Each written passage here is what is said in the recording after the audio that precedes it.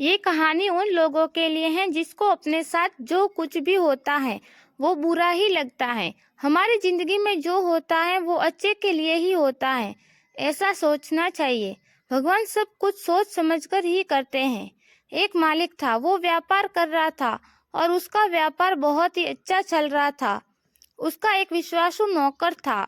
वो नौकर अपने काम से काम रखता था और ज्यादा कुछ बोलता भी नहीं था।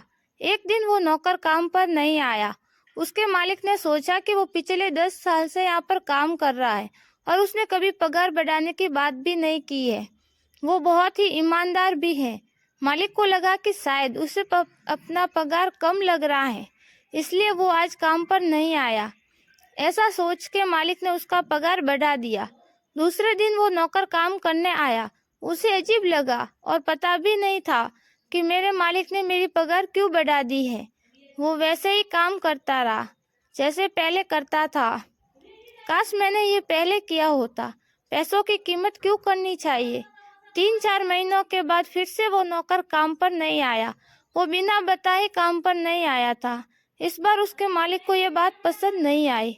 मालिक ने सोचा कि उसका पगार बढ़ाने के बावजूद भी वे काम पर नहीं आया। मालिक ने इस बार उसका पगार जितना बढ़ाया था उतना ही कम कर दिया। पगार कम करने के दूसरे दिन वे काम पर आया।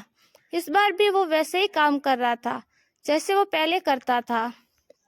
ये सब देखकर मालिक को आश्चर्य हुआ कि ये कुछ बोल क्यों नहीं रहा है।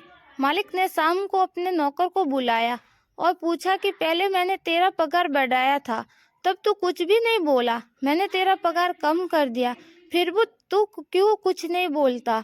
आखिर बात क्या है। नौकर ने बड़े ही शांति से बोला कि मालिक, पहले जब मैं काम पर नहीं आया था तब मेरे घर पर बेटी का जन्म हुआ था।